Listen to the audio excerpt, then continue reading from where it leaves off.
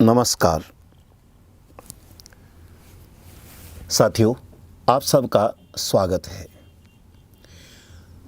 हम इस समय संस्कृत संवर्धन प्रतिष्ठान के द्वारा एक नई पुस्तक निर्मित की गई है, रचित है, उसके चर्चा करेंगे। शिक्षक संदर्शिका, संस्कृत शिक्षक संदर्शिका। इस पुस्तक का महत्व क्या है, इसमें क्या है, क्यों इसकी आवश्यकता रही है, हम इस संदर्भ में कुछ देर के लिए बातचीत करते हैं।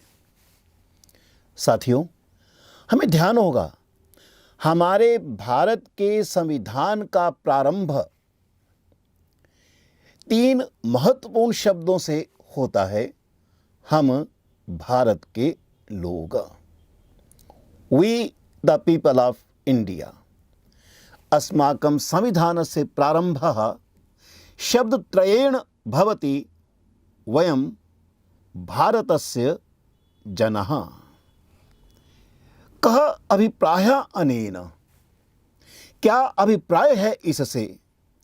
इसका बहुत ही सुंदर वर्णन, अत्यंत सुंदर रूपेण वर्णनम एकेन लेखकेन कृतम। हिंदी भाषायाः इति लेखकः, one Hindi writer has explained it in a very well manner. बहुत सुंदर ढंग से कहा, अतीव सुंदर रूपेण उक्तम अस्ति। सह कथयति, मुझे हमेशा लगता रहा है कि भारतीय संस्कृति के 2 नहीं 3 महाकाव्य हैं। रामायण और महाभारत उसके लिखित पाठ हैं,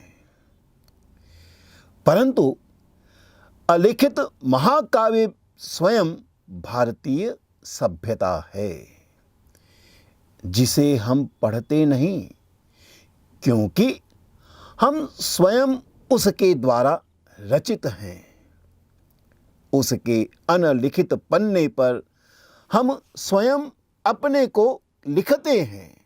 भारतीय सभ्यता का यह आत्मबोध ही उस आलोक स्तंभ का प्रकाश है, जिसमें हमें अपना अतीत, अपनी स्मृतियों, संस्कारों, मिथकों में हमारे वर्तमान का समकालीन जान पड़ता है। वे फिर लिखते हैं, यदि आज हम अपने आप को संस्कृति के मूल स्रोतों से विलगित पाते हैं, तो क्या इसलिए नहीं कि जिस परंपरा की अनमोल धरोहर हमारे पूर्वज हमें सौंप गए थे, हमसे अब मेरा अभिप्राय है, उन सब से है जो अपने को इस संस्कृति का उत्तराधिकारी कहते हैं।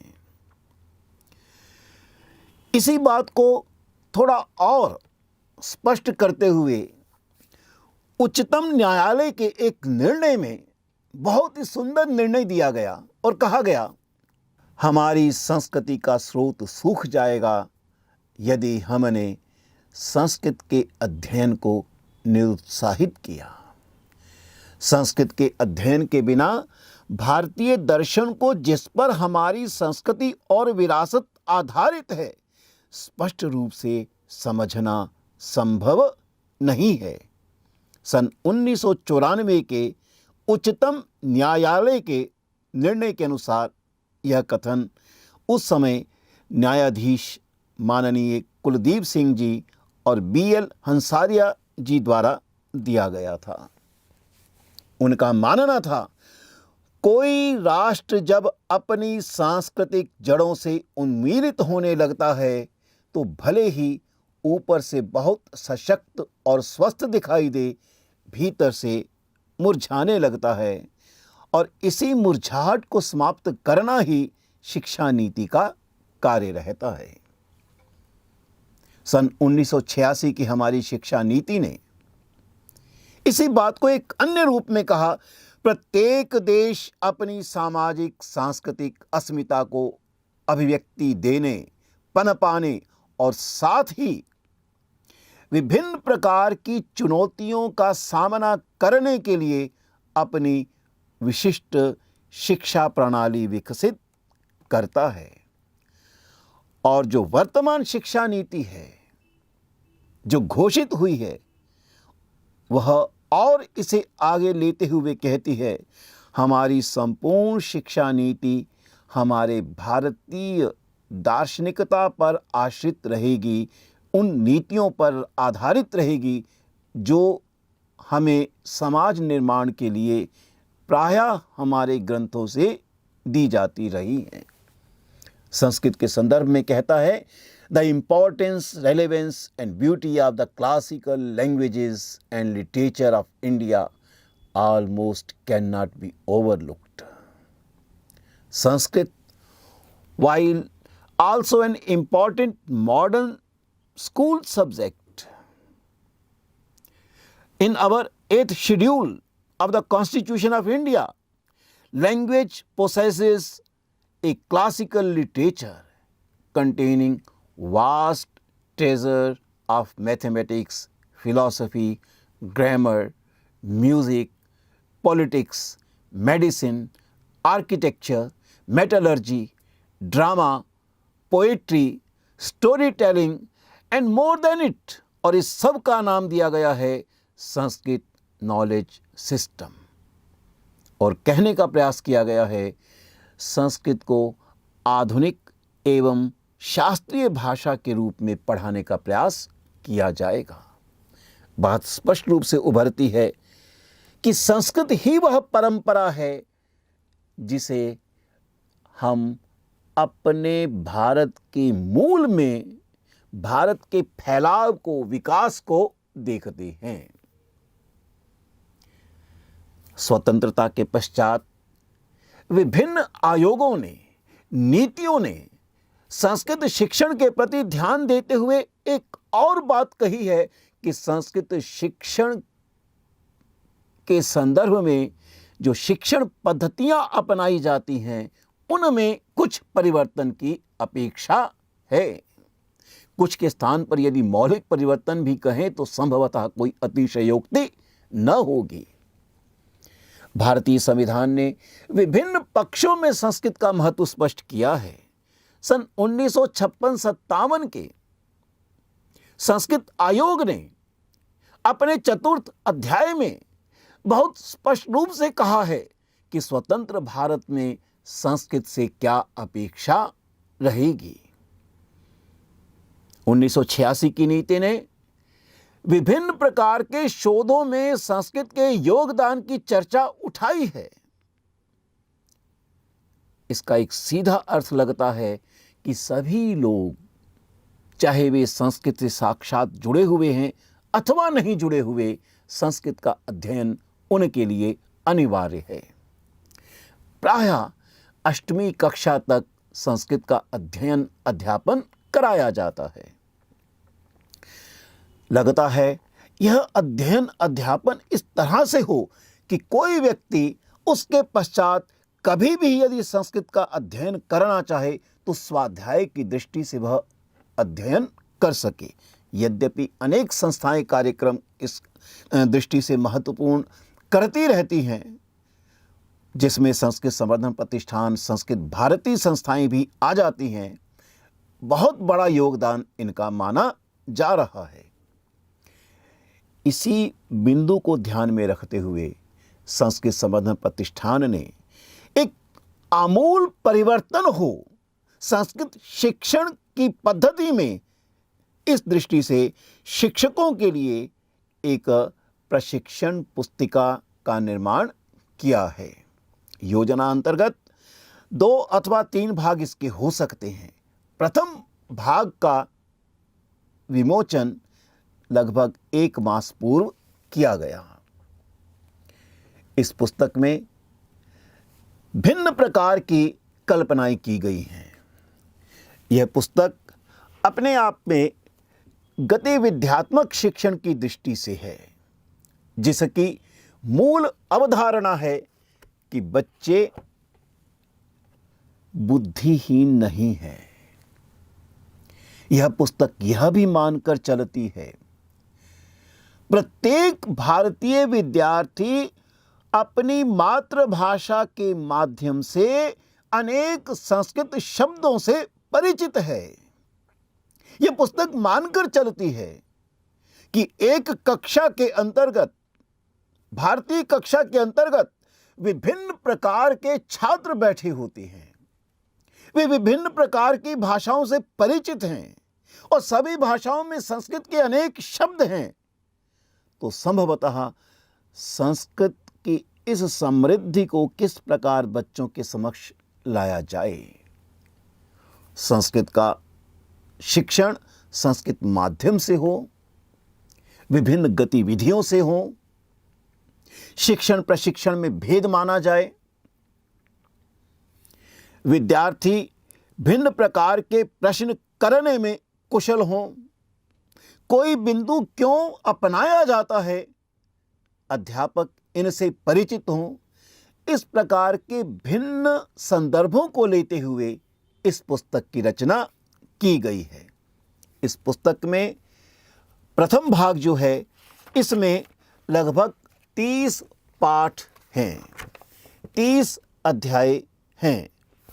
कुछ संकेत देता हूं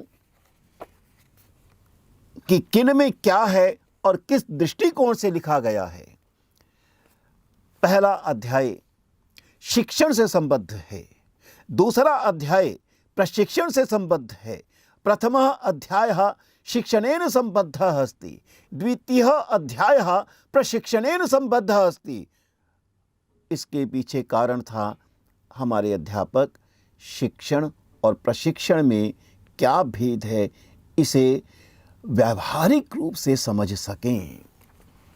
इसी प्रकार से संस्कृत शिक्षण से क्या अभिप्राय है, संस्कृत प्रशिक्षण से क्या अभिप्राय है। इसी प्रकार से विभिन्न कौशल जो हैं, चत्वारि आधारभूत कौशलानि यानि सन्ति, तानि कौशलानि अधिकृत्य अपि विस्तृत रूपेण चर्चा कृता अस्ति। प्रत्येकं कौशलस्य विकासाय किं किं करणीयम्, कक्षासु गतिविधयः कीदृश्यः भवेयुः, कैसी गतिविधियां हो, इस पर भी इसकी चर्चा की गई है। एक अत्यंत महत्वपूर्ण विषय है, वह महत्वपूर्ण विषय है त्रुटि विश्लेषण, एरर एनालिसिस। त्रुटि विश्लेषणम् इति एकः अत्यन्तं महत्वपूर्ण विषयः अस्ति। अहं सदैव चिन्तयामि, छात्राणां द्वारा कृतः त्रुटयः अध्यापकानां कृते कथं पाठनीयम् इत्यस्मिन् संदर्भे किंचित संकेतः प्राप्यते, दीयते। छात्रों के द्वारा की जाने वाली विभिन्न त्रुटियां अध्यापकों के लिए संकेतक हैं कि उन्हें अपनी शिक्षण पद्धति में कैसे परिवर्तन करना चाहिए। मूल्यांकन की प्रणाली में भी पूर्ण रूपेण परिवर्तन की अपेक्षा है। वस्तुतः कक्षा के अंतर्गत जो भिन्न प्रकार के प्रश्न किए जाते हैं, वे प्रश्न बताते हैं कि बच्चे कैसे समझे हैं। एक प्रकार से वह बिंदु मूल्यांकन का ही बिंदु है। अभ्यास कैसे कराए जाएं, सामूहिक गतिविधियां कैसे हों, चित्रों का उपयोग कैसे किया जा सकता है, कथं वयं चित्राणाम उपयोगं करिष्यामः, कथं मूल्यांकनं नूतन दृष्ट्या द्रक्ष्यामः इत्यस्मिन् संदर्भे अपि तत्र चिन्तनं कृतम् अस्ति। संपूर्ण पुस्तकस्य कल्पना गतिविध्यात्मकं शिक्षणं, गतिविधियों से शिक्षण कैसे किया जाए, इस संकल्पना पर आधारित है। अस्मिन् पुस्तके भिन्नानि चित्राणि प्रयुक्तानि सन्ति। अस्मिन् पुस्तके भिन्नः अभ्यासः सन्ति। अस्मिन् पुस्तके आरेखाणां द्वारा विषयस्य संकल्पना स्पष्टीकृता अस्ति। अस्मिन् पुस्तके मनोविज्ञानस्य सिद्धान्तान् अधिकृत्य एव भिन्न संकल्पनानां स्पष्टीकरणं कृतं वर्तते। हम जानते हैं किसी भी शिक्षण प्रक्रिया पर समाज का अद्भुत प्रभाव रहता है। कानि सामाजिक तत्वानि सन्ति अस्मिन् संदर्भे अपि चर्चा कृता अस्ति। पाठ्यपुस्तकं शिक्षणार्थम एकम साधनम अस्ति, केवल साधनम न। कोई भी पाठ्यपुस्तक शिक्षण के संदर्भ में एक साधन है, केवल साधन नहीं है। इस दृष्टि से भी इस पुस्तक का अपना एक विशिष्ट स्थान है। इसे स्पष्ट करने का प्रयास किया गया है। संपूर्ण पुस्तक में एक बात की ओर बहुत अधिक ध्यान दिया गया है कि संस्कृत की संरचना को ध्यान में रखते हुए शिक्षण किया जाना चाहिए। संस्कृतस्य प्रकृतिः कीदृशी अस्ति, संस्कृतस्य स्वरूपं कथम् अस्ति, अस्मिन् संदर्भे शिक्षणं तत्र करणीयम्। वयम् इदमपि जानीमः, हम यह भी जानते हैं, संस्कृते प्रायः पाठेषु श्लोकाः आगच्छन्ति। श्लोकानां भाषाणां वैशिष्ट्यं किम्? गद्यम् आगच्छति, गद्यस्य किं वैशिष्ट्यं? गद्यापि भिन्नाः भेदाः सन्ति। गद्य के भी भिन्न भेद हैं। कभी कथा है, कभी वर्णन है, कभी स्मरण है, कभी भिन्न प्रकार के उन संदर्भों की चर्चा की गई है जिसमें संवादात्मक पाठ आ सके। उस संदर्भ में हमारा उद्देश्य क्या रहता है, किन बातों पर बल होना चाहिए। नाटकानि अपि आगच्छन्ति, नाटकों की भाषा का क्या वैशिष्ट्य है। अनेन प्रकारेण यदि वयं पश्यामः, संस्कृतस्य स्वरूपं मनसि निधाय, संस्कृत शिक्षणस्य भिन्न प्रकार तत्वानि यानि सन्ति, तानि तत्वानि मनसि निधाय अध्यापकः किं कुर्युः, छात्रः किं कुर्युः, अर्थात छात्रों की क्या भूमिका है, अध्यापकों की क्या भूमिका है, इत्यस्मिन् संदर्भे अपि अस्मिन् पुस्तके चर्चा कृता अस्ति। वयं कानिचित् चित्राणि द्रक्ष्यामः। प्रत्येक पाठ में भिन्न भिन्न प्रकार से सामूहिक कार्य की दृष्टि से कुछ चिंतनात्मक बिंदु उठाए गए हैं जो एक कोष्ठक में आते हैं। एकस्मिन् कोष्ठे ते बिन्दवः तत्र दत्तः सन्ति। वे बिंदु मिलकर सामूहिक कार्य की दृष्टि से अपेक्षा करते हैं कि अध्यापक मिलकर कार्य कर सकें। इस दृष्टि से भी इस पुस्तक की अपनी एक विशिष्टता है। हर पाठ के अंत में एक अभ्यास दिया गया है। अभ्यास भी स्वयं के लिए नहीं है, सामूहिक दृष्टि से है। साथियों, भारतीय संस्कृति का एक विशिष्ट तत्व मिलकर कार्य करने से जुड़ा है। हम जानते हैं, हमारे भिन्न प्रकार के ग्रंथों में इस बात को बार बार उठाया गया है। यदि हम ऋग्वेद के उस मंत्र को याद करें, संगच्छध्वम संवदध्वम संवो मनांसि जानताम, सामूहिकता, सामंजस्य, सामरस्य जो हमारी संस्कृति का विशिष्ट तत्व है, इस दृष्टि से इस पुस्तक में जो अभ्यास दिया गया है उसी को ध्यान में रखकर किया गया है। यह पुस्तक मिलकर काम करना सिखाती है। वयं मिलित्वा कार्यं करिष्यामः इत्यस्मिन् संदर्भे अपि अस्य पुस्तकस्य योगदानं वर्तते। अनेन प्रकारेण इदं पुस्तकं केवलं संस्कृतं कथं पाठनीयम् अस्मिन् संदर्भे एव महत्त्वं न प्रदर्शयति, अपितु कथं कार्यं करणीयं तत्रपि महत्त्वम् अस्माभिः द्रष्टव्यम्। इस दृष्टि से इस पुस्तक का अपना एक विशिष्ट स्थान रहेगा, योगदान रहेगा। सैद्धांतिक स्पष्टीकरण इस पुस्तक में है, यद्यपि व्यावहारिक रूप से, जैसे मैंने कहा, गतिविध्यात्मक दृष्टि से। इसके द्वितीय भाग में और अधिक व्यावहारिक रूप आएगा। द्वितीय भागे अधिकं व्यावहारिकं रूपं भविष्यति इति अहं चिन्तयामि। अनया दृष्ट्या वयं पश्यामः, अस्य पुस्तकस्य किञ्चित् विशिष्टं स्थानं वर्तते। इति उक्त्वा अहं विरमामि। धन्यवादः।